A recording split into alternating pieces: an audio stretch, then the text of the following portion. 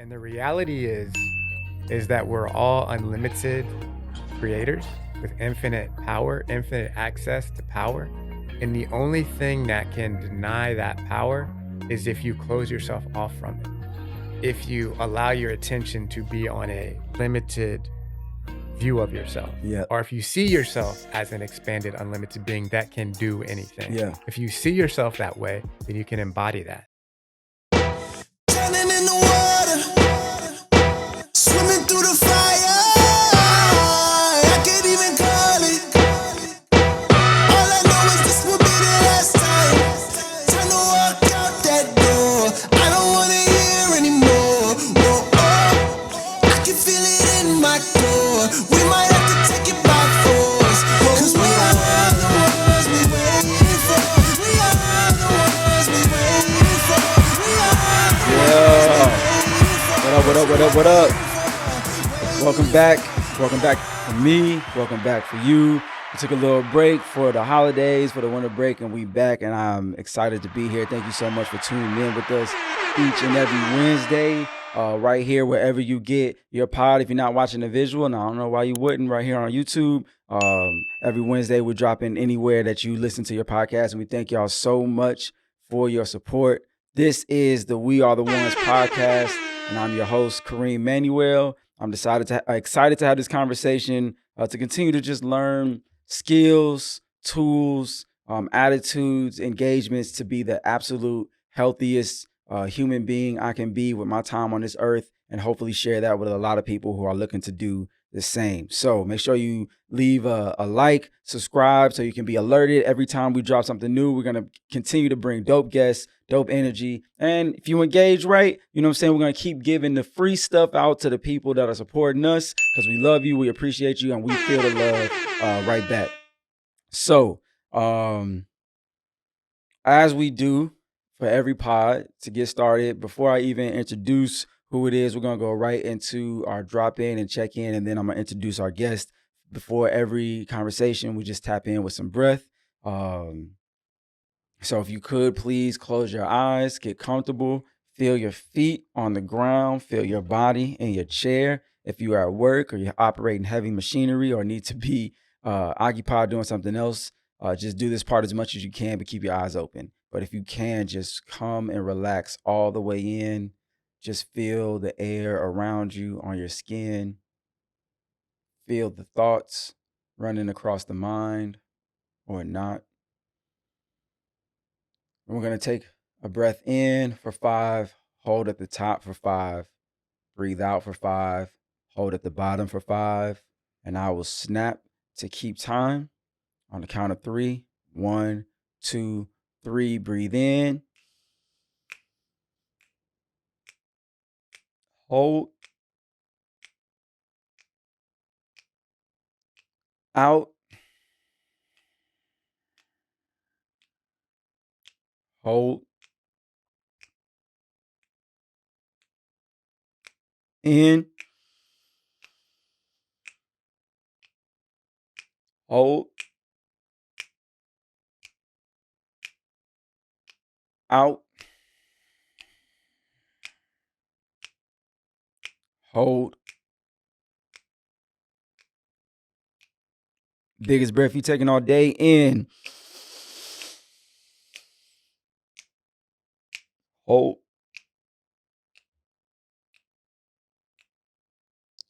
Out. Relax. Relax, relax, relax. Hold.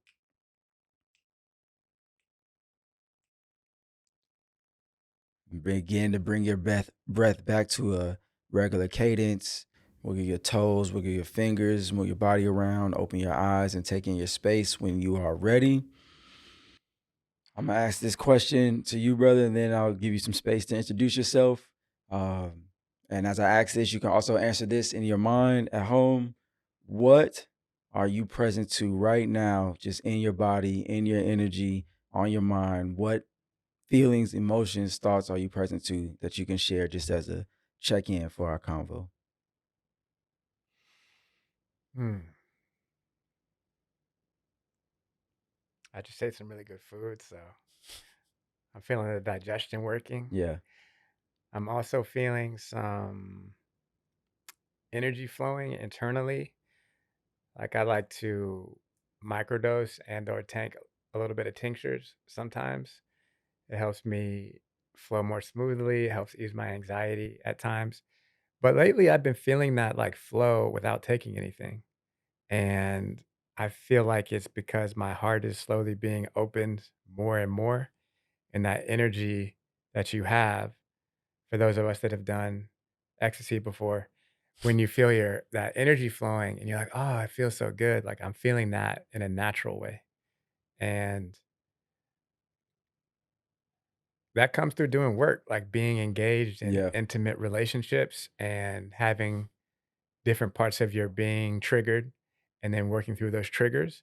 And then when you work through them, there's an expansion. Just like when you go to the gym and you work out those muscles, you got that burn, but then the next day you got the pump. you You know what I'm know, saying? and Like feeling I'm good, looking experiencing good. that in my heart and energy body.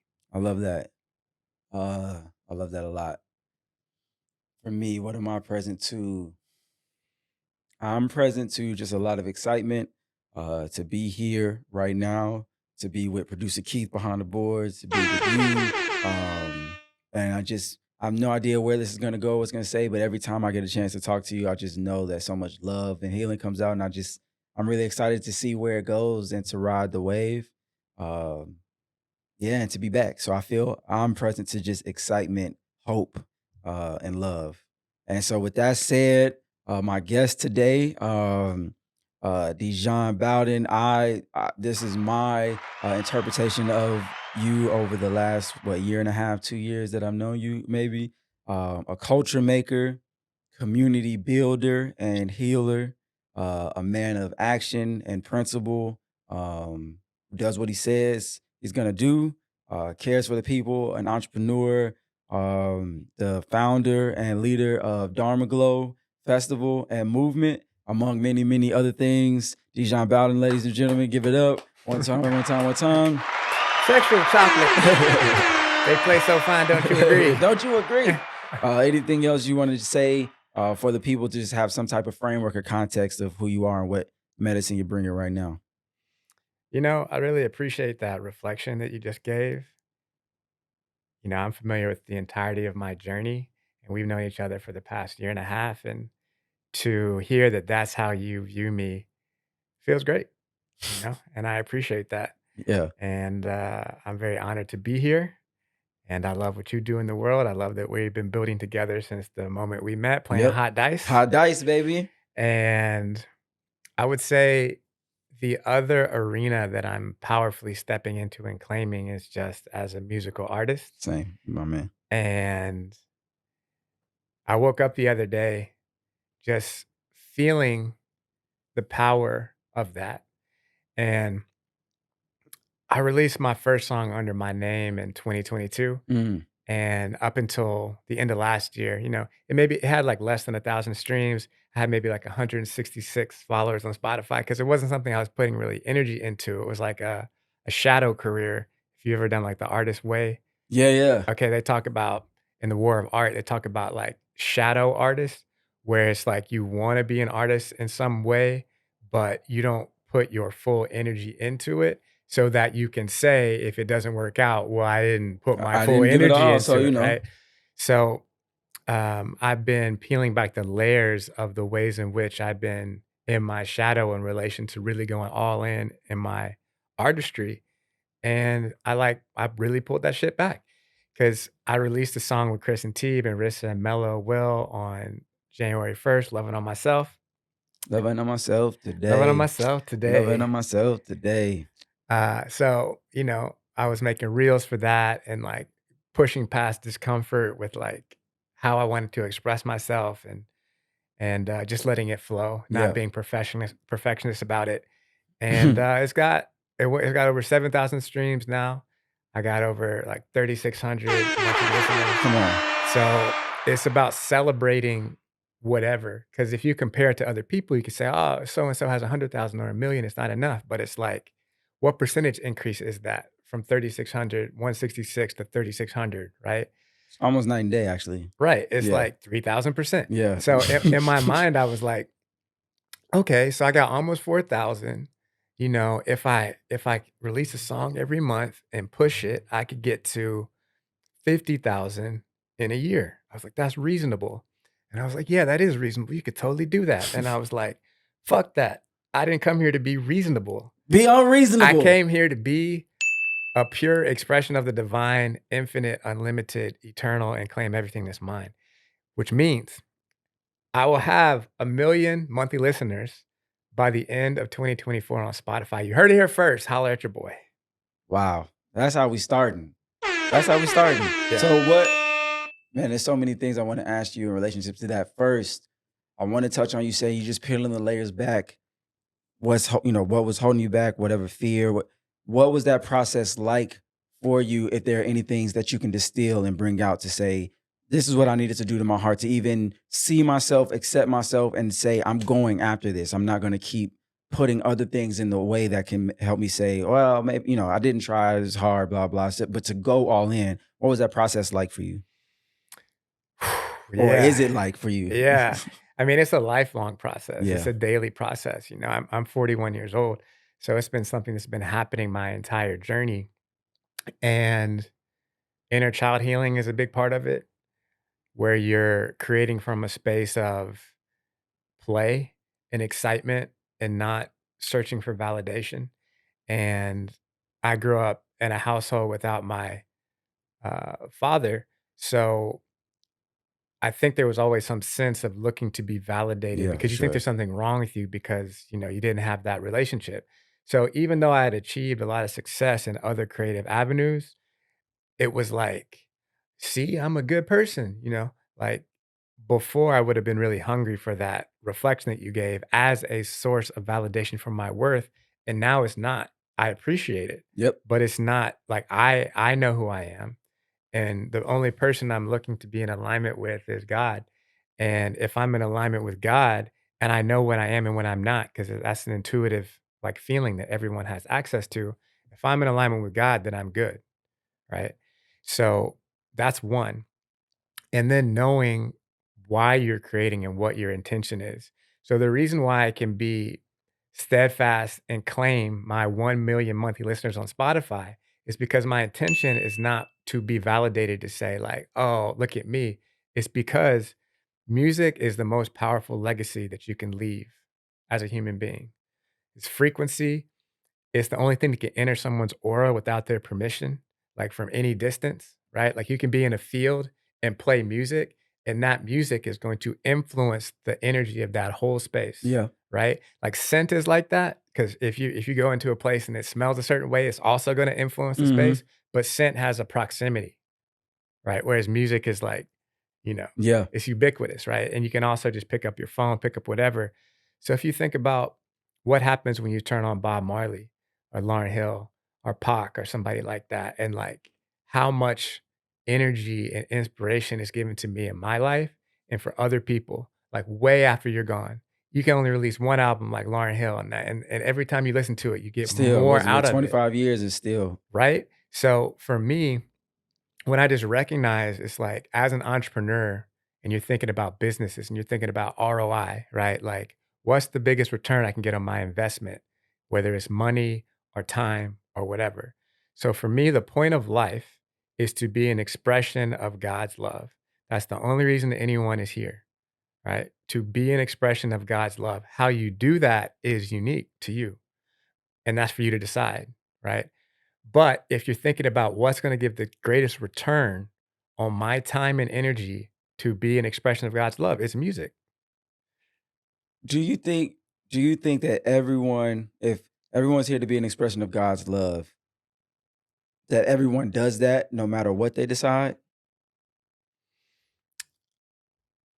Everyone is playing their role in the bigger picture. And how you view somebody's role depends on your own level of awareness and perspective. So if someone is the villain in a story, that's just because of the perspective that you're sitting in, Okay. right? Okay, I'm about to ask you something else. And because we've talked about this before. Um, so when Ye says, oh, 400 years, that sounds like a choice to me. Right. and everybody loses it. Hmm.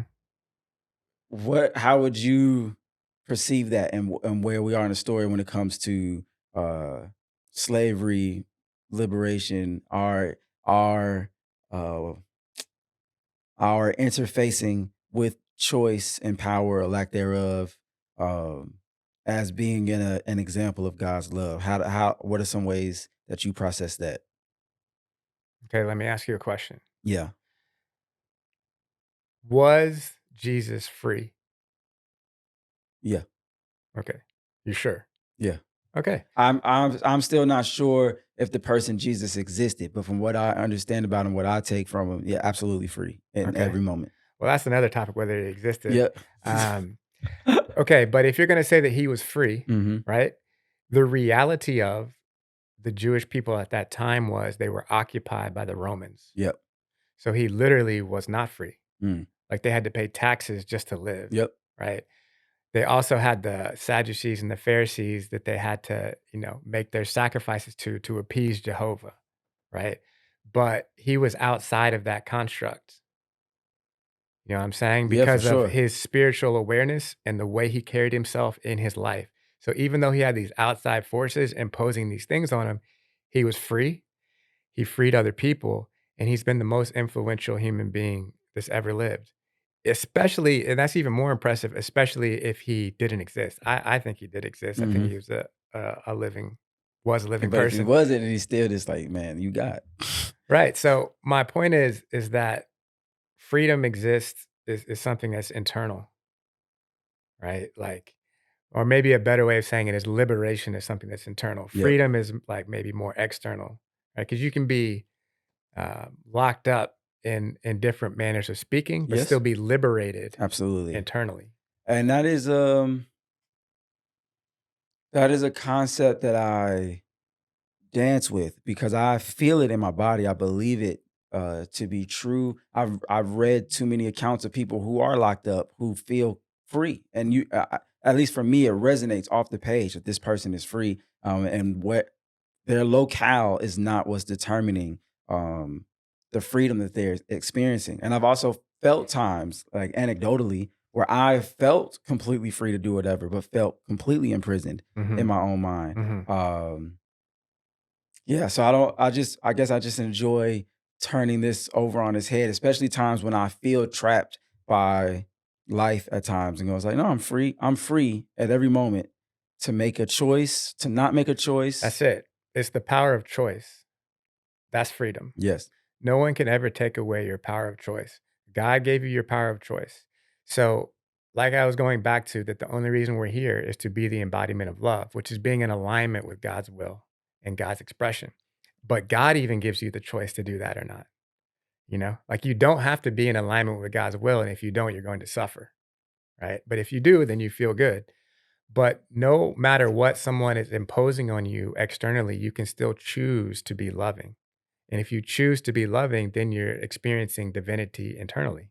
I agree. Yeah. For me, what I'm practicing and growing in is like loving someone and saying, how do I love them? How do I honor myself, and love them? And that used to mean, how nice could I be to them, or kind? Right. Um, Even overlooking, long suffering, which I still try to be. But there's definitely times where me loving someone means being the mirror to say, no, you really missed the mark right here, Right. and I love you. So I'm not. I'm going to show this to you. I'm going to have this conversation. I'm going to end this version of connecting in the relationship because of the rupture that happened, or whatever, because I love you. And there are obviously times I have not, but that's been a practice for me right now. It's like not saying, oh, I love you, and so it all looks like flowers. It's like accepting all of it and giving all of it as love. Hmm. Uh, and I haven't seen very many examples that I can look to of it, but it feels very good to be on this path. Yeah. Yeah.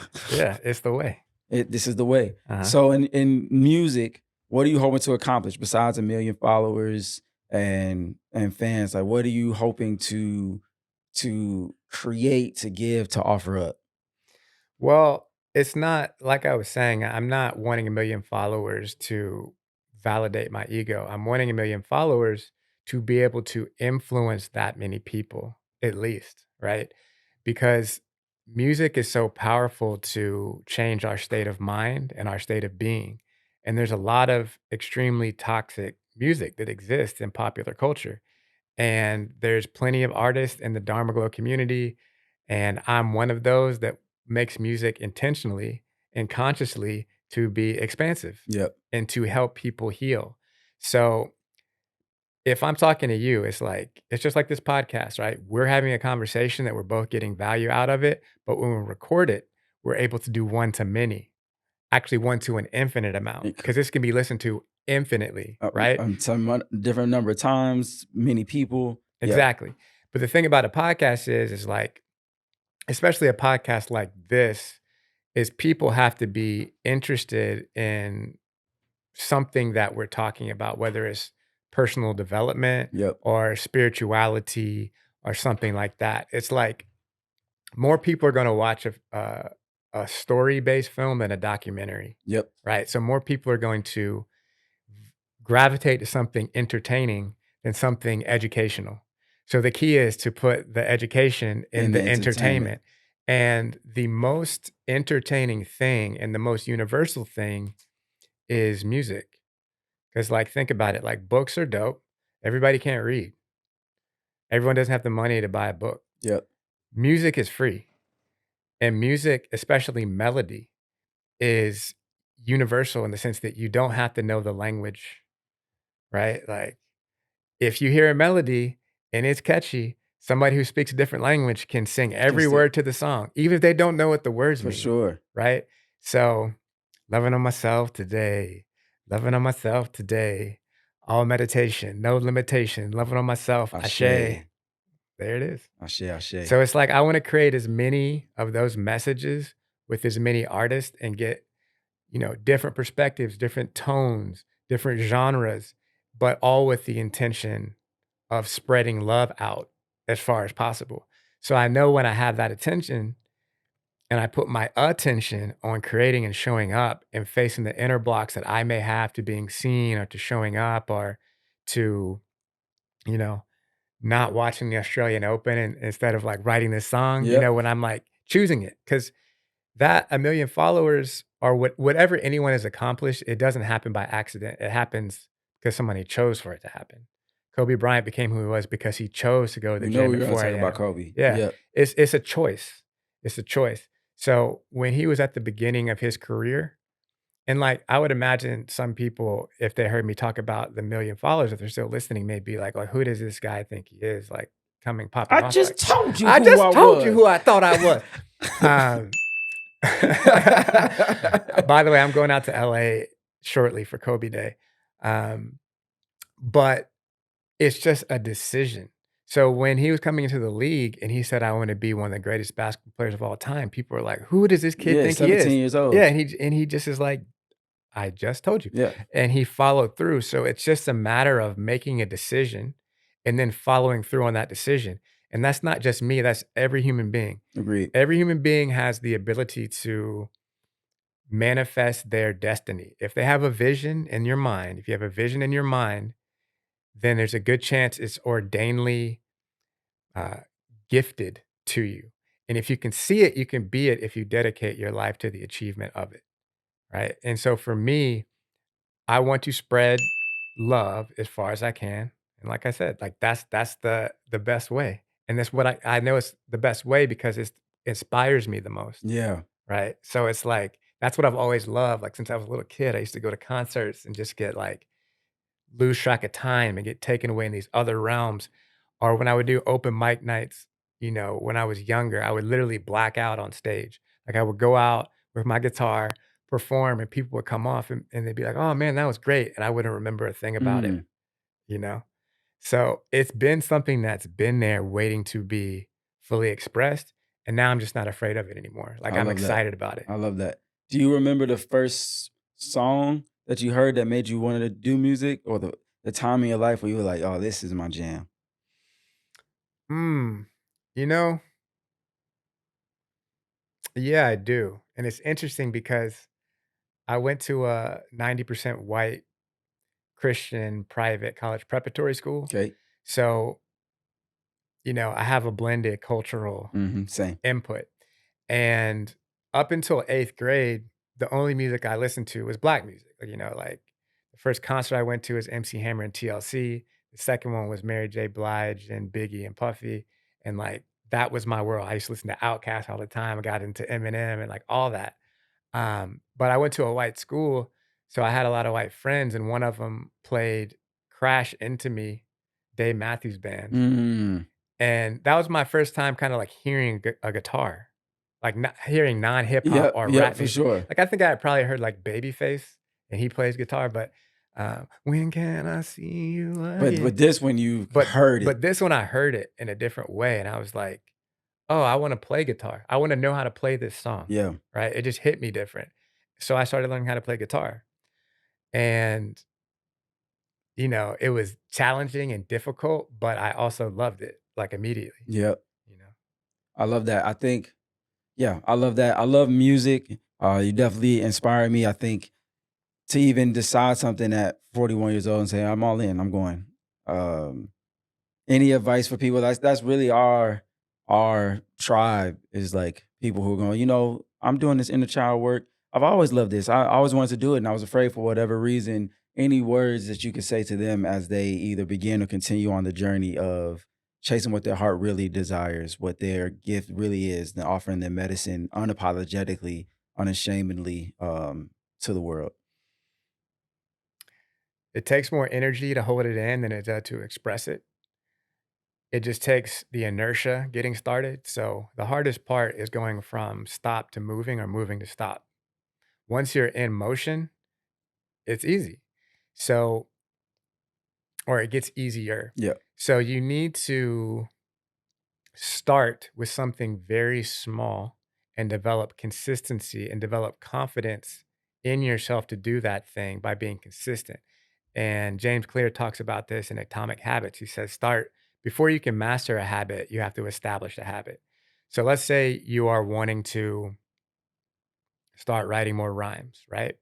Then you need to put that into your day somewhere where it's like you always do that after a certain thing, right? So let's say you drink coffee. You drink coffee, and then once, as your coffee is being made, you put on a beat and you freestyle yeah, for 2 minutes, right? Because you can do 2 minutes. And if you can't do 2 minutes of something, you need to be quiet and not talk about it anymore. Because if you're not willing to do that, then you don't actually want it, right? period. But if you do want it, you can do 2 minutes of a thing, or that could be drawing, that could be yoga, it could be writing a poem, it could be whatever, 2 minutes.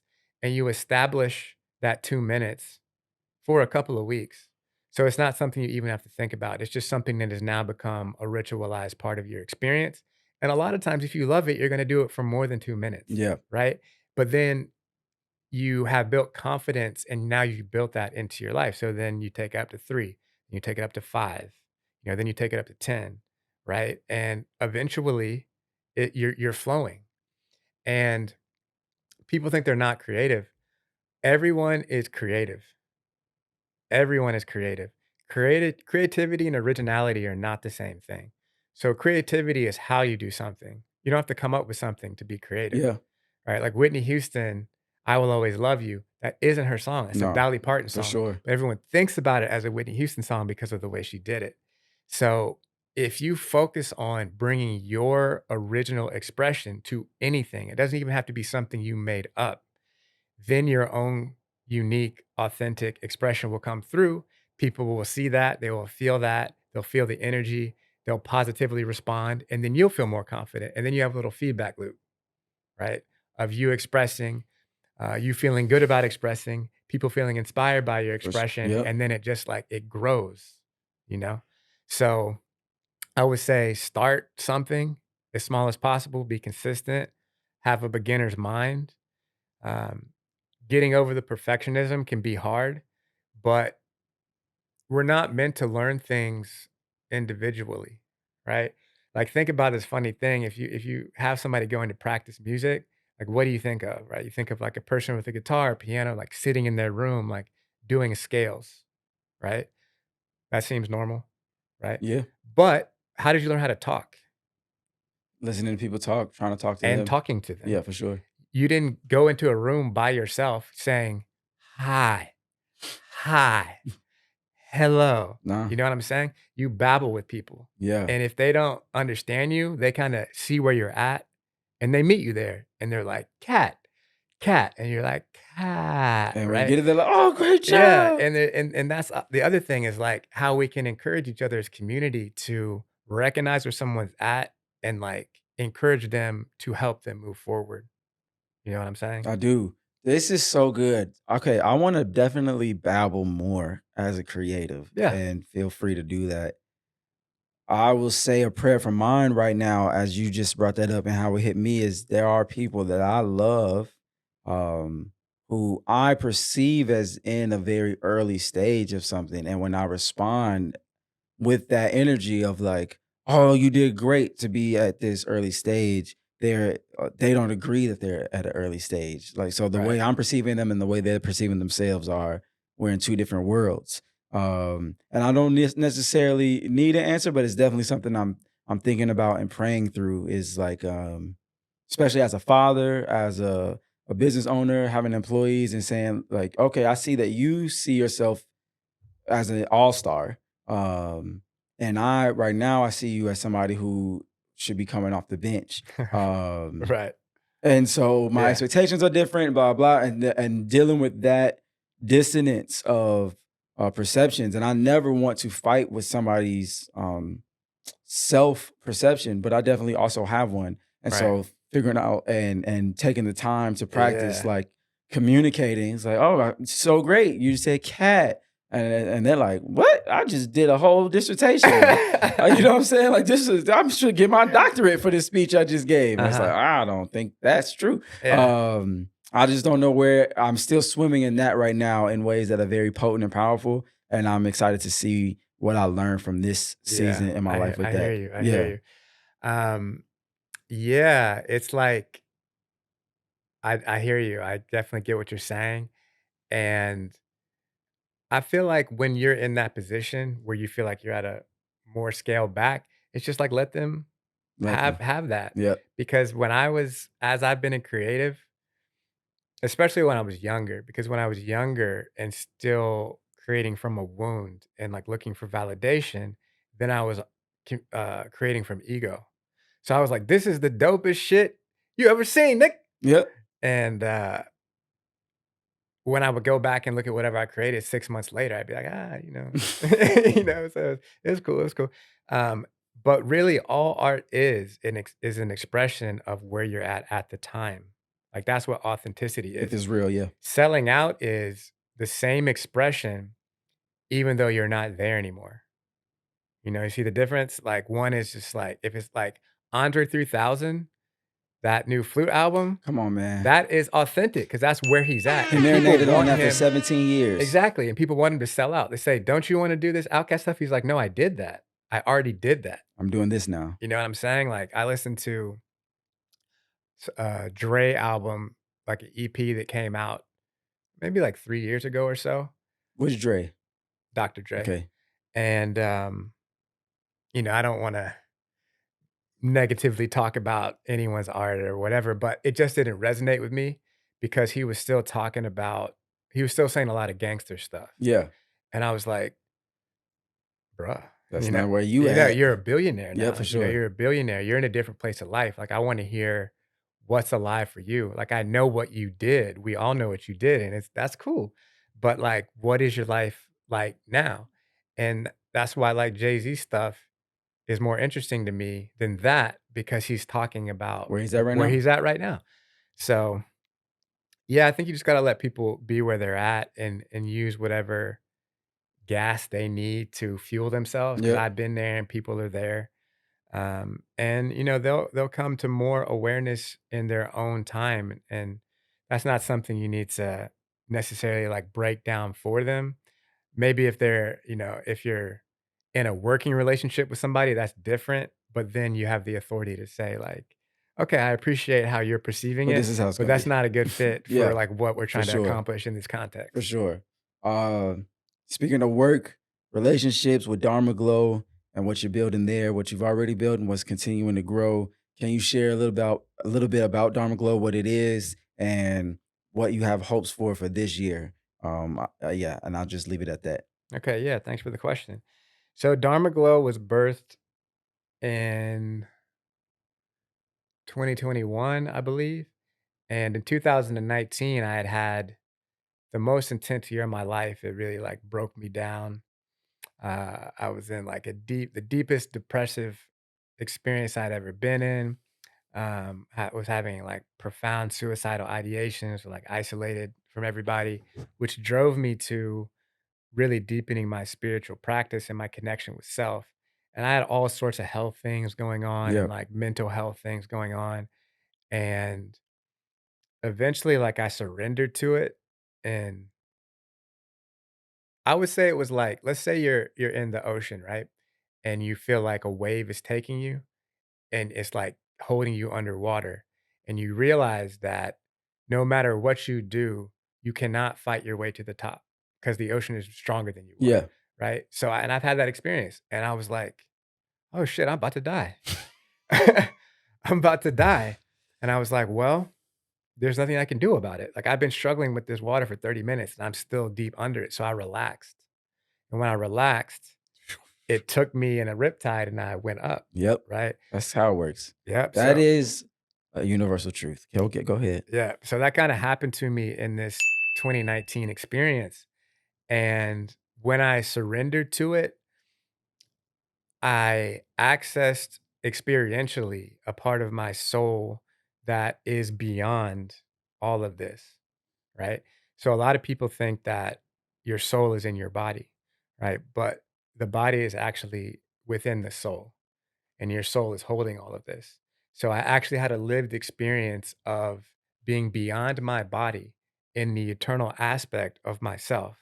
And I was like, oh, like nothing that happens in that realm affects what I am. Yeah, there is no self. It's it sounds crazy. Sometimes I listen and I even think about myself before listening to this and go like, man, this is wild. And then, but as I'm in it, it's like this is the only thing that makes sense to me. Right. Um, Yeah. So from that place, I did a yoga teacher training. I did a Kundalini immersive.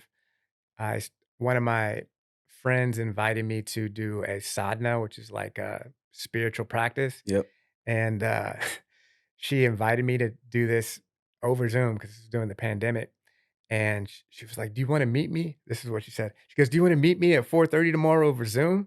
And I was like, "What?" She was like, "Yeah, 4:30 to 7, I do, like, Kundalini breathwork and chanting," and she was, like, all smiley and happy, and I was like, "Why is she smiling?" Like, I don't understand. yeah, I don't like that, like, but then I was like, "I'm gonna pass." And then I kept watching her Instagram stories, and she was radiating something, and I was like, something is happening. I don't understand it, but something is happening." So one day I did it with her, and it was so expansive, you mm, know? And she was like, "Do you wanna do it tomorrow too?" And I was like, "Nope, I'm gonna sleep." So then she finished her 40-day sadhana, and she was over the whole course of it, she kept getting brighter and brighter, and you could just feel the energy yeah, yeah, coming. yeah. And when she got done with the 40, she was like, "It feels so good. I'm gonna do another 40. So anybody who wants to join, like, here's the link. You can meet me tomorrow." And I was like, "All right, like, let's give it a try, right? Let's give it a try." And as we were starting the first day, she said, "Okay, one thing I invite you to do is to take a cold shower before you start." And like it has a lot of good health benefits. And it's Hmm. also a good practice of doing hard things to start something that's good for you that you may not want to do, but from your higher self, is good for For you. sure. Right. And her energy was so magnetic that I was just like in love with her being, as was everyone else who was doing it, because she was just a pure vessel. Yeah. So I did not want to miss any time in her presence, which was ultimately a reflection of like the divine's presence. Hmm. So that 2.5 hours that I got to spend in the morning was like my favorite time. And she was like, you know, "How are you going to get up at 4:30 in the morning?" Well, you have to build your life around sadhana. So that means like if you're going to bed at 9 p.m., that's what you have to do in order to be able to get up. So I did that for 40 days and then that turned into 100 days, Yeah. and the consciousness, the expansion in consciousness is you can't put it into words, but your perceptual acuity expands so much. And I think a good way to explain that is like when you're listening to music, there's a frequency that's coming through, but how much you're hearing of that frequency depends on the what's being used to receive it. So if you have the AirPods, let's say the frequency range is actually this big, Yeah. but those little AirPods give you this much. Yep. The AirPods Pro give you this much. The AirPods Max give you this much. If you have a full out system and it engineers thing, then you're hearing the full spectrum. So consciousness is the same.